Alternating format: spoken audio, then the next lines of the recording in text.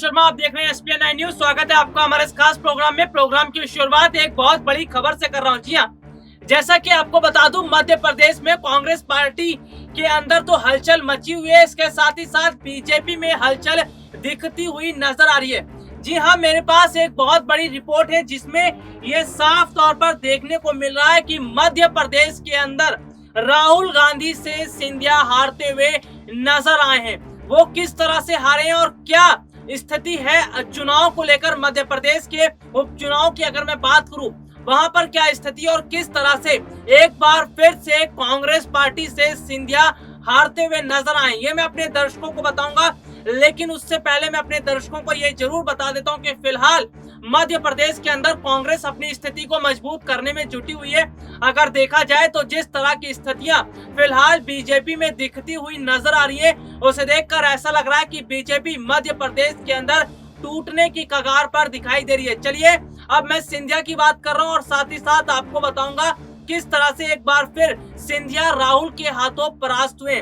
दरअसल खबरों के अनुसार अगर बात की जाए तो बीजेपी ने राहुल राहुल नाम के एक प्रत्याशी को चुनावी मैदान में उतारा है और बीजेपी को ये उम्मीद जताई जा रही है, बीजेपी ये उम्मीद जता रही है कि ये कैंडिडेट उनके लिए बेहतर साबित हो सकते हैं। लेकिन कांग्रेस ने भी बहुत बड़ा दांव खेला और कांग्रेस ने भी इसी नाम से उम्मीदवार को मैदान में उतार दिया ताकि जो जनता वोट करे वो कंफ्यूज हो जाए और कंफ्यूजन में आकर उसका यानी कि बीजेपी का वोट वो कांग्रेस पार्टी में चला है। तो देखिए कितनी बड़ी रणनीति कांग्रेस पार्टी ने यहाँ अपनाई। और साफ साफ अगर बात की जाए तो ज्योतिरादित्य सिंधिया जो है वो देखने को मिलता रहा है कि वो राहुल गांधी पर बकायदा निशाना साधते रहे, लेकिन एक बार फिर उनकी पार्टी यानी बीजेपी वो राहुल गांधी से जो है शिकस्त खाती हुई नजर आ रही है। देखिए, आपको मैं पूरी खबर भी बता देता हूँ। दरअसल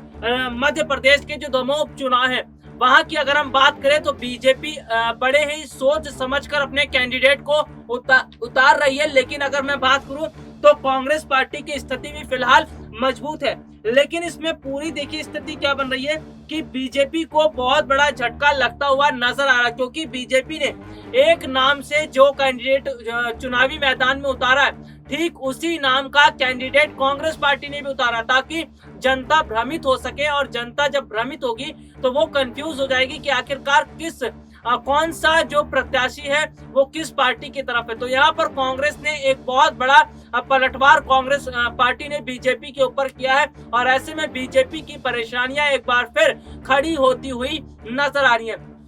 वैसे भी आपको मैं बता दूं, जो ये उपचुनाव है ये बहुत ज्यादा कांग्रेस और बीजेपी दोनों के लिए बहुत ज्यादा फायदेमंद साबित माना जा रहा है। और इसके अलावा अगर हम बात करें, दोनों ये जो उपचुनाव है वो दोनों ही पार्टियों के लिए बहुत ज्यादा महत्व रखता है। लेकिन जिस तरह से कांग्रेस ने एक बहुत बड़ा दांव चला है और ना सिर्फ उन्होंने बीजेपी को घेरने की कोशिश की है, इससे साफ पता चलता है कि किस तरह की स्थितियां यहाँ पर बनती हुई नजर आ रही हैं। जी हाँ, अगर पूरी स्थितियों की मैं बात करूं तो कांग्रेस भी फूक फूक के कदम रख रही है और यहाँ पर एक बार फिर से कांग्रेस पार्टी बीजेपी पर हावी होती हुई नजर आ रही है। ये मध्य प्रदेश की स्थितियों के बारे में मैं आपको बता रहा हूँ, जो उपचुनाव है उसके बारे में बता रहा हूँ। इसके साथ ही साथ आपको मैं यहाँ पर ये भी बता दूं, फिलहाल मध्य प्रदेश के अंदर कांग्रेस पार्टी लगातार अपनी स्थिति को मजबूत कर रही है। बीजेपी के कुछ जो मजबूती जो करीबी उनके विधायक हैं, उनके नेता हैं, पार्टी के लोग हैं, उनको अपनी तरफ करने की कोशिश में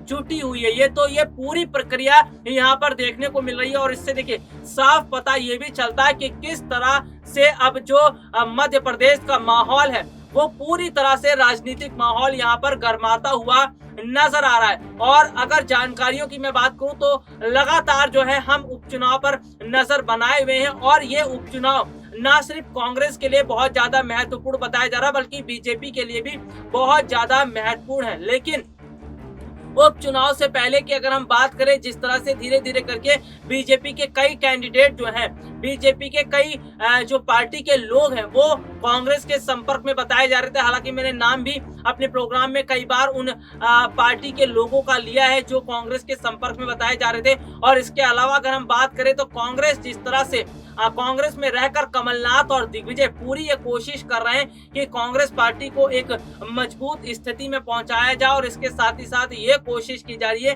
कि कांग्रेस की स्थिति को एक बकायदा पूरी तरह से जो है यहाँ पर मजबूत किया जाए। तो ये अगर कुल मिलाकर देखा जाए तो फिलहाल मध्य प्रदेश के अंदर कांग्रेस पार्टी की स्थिति तो मजबूत हो ही रही है, लेकिन इसका बहुत बड़ा जो नुकसान है वो बीजेपी को उठाना पड़ता हुआ नजर आ रहा है। अगर मैं बात करूं, कुछ समय पहले राहुल लोधी ने बीजेपी को लेकर बहुत बड़ी बात कही थी। उन्होंने साफ तौर पर यह बताया था कि किस तरह से जो बीजेपी है वो मिनी कांग्रेस बनती हुई नजर आ रही है। तो वहीं बीच बीच में देखने को मिलता नजर भी आ रहा है कि बहुत सारे पार्टी के ऐसे लोग हैं जो फिलहाल शिवराज सिंह चौहान से नाराज बताए जा रहे हैं, क्योंकि शिवराज सिंह चौहान जिस तरह से पार्टी के उन लोगों को दरकिनार कर रहे हैं, तो ये वजह बताई जा रही है कि वो शिवराज सिंह चौहान से नाराज बताए जा रहे हैं। इसके बाद अगर हम बात करें बीजेपी के अंदर सबसे बड़ा जो चेहरा है फिलहाल मध्य प्रदेश में वो ज्योतिरादित्य सिंधिया का है। और ज्योतिरादित्य सिंधिया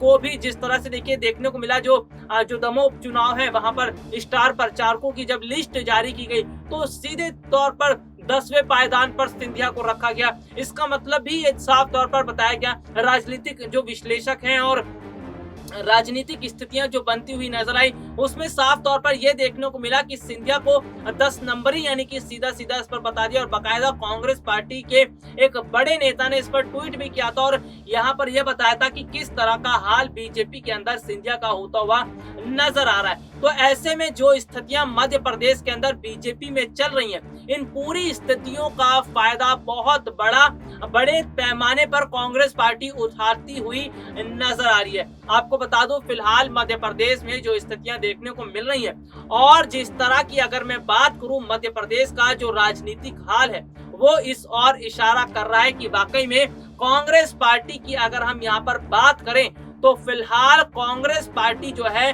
वो पूरी तरह से मध्य प्रदेश के अंदर एक मजबूत स्थिति के तौर पर नजर आ रही है। यानी कि कमलनाथ और दिग्विजय की अगर जोड़ी की बात की जाए तो इनकी जोड़ी जो रणनीति बना रही है उस रणनीति का फायदा बाकायदा कांग्रेस पार्टी को मिलता हुआ नजर आ रहा है। जैसा कि आपको मैं यहाँ पर बता दूं कि जिस तरह से बीजेपी बहुत सोच समझकर जो अपने कैंडिडेट को उन्होंने उतारा है, इसके अलावा की अगर हम बात करूं, देखिए मैंने बीते दिनों पहले एक रिपोर्ट भी दिखाई थी जिसमें मैंने बताया था बीजेपी के प्रत्याशी है उनके भाई जो है उनके विपक्ष में आकर खड़े हो गए, उनके भाई उनके खिलाफ चुनाव लड़ रहे हैं और निर्दलीय चुनाव लड़ रहे हैं, उनका चुनाव चिन्ह चप्पल भी है।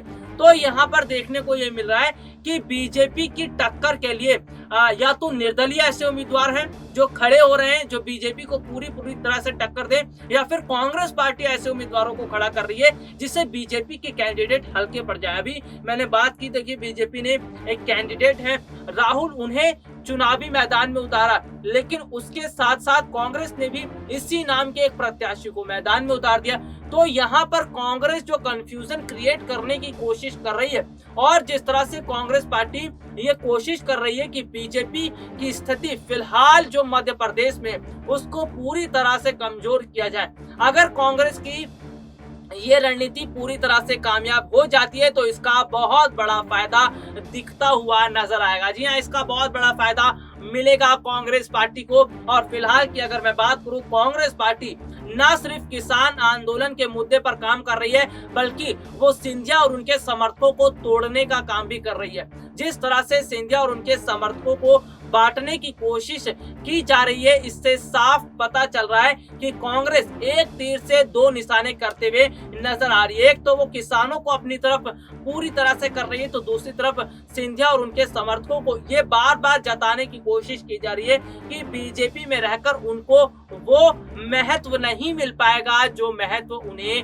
मिलना चाहिए था। और क्या स्थितियां आगे बनेंगी मध्य प्रदेश को लेकर वो मैं अपने दर्शकों को जरूर बताऊंगा। और इसके साथ ही साथ जो दमोह चुनाव है उस पर भी लगातार हम अपने दर्शकों को जानकारियां दे रहे हैं और बीजेपी किस कैंडिडेट को उतार रही है, कांग्रेस किस कैंडिडेट को उतार रही है, इसकी भी जानकारियां मैं अभी तक अपने दर्शकों को देता आया हूं। तो फिलहाल के लिए आज मुझे इजाजत दीजिए, नमस्कार।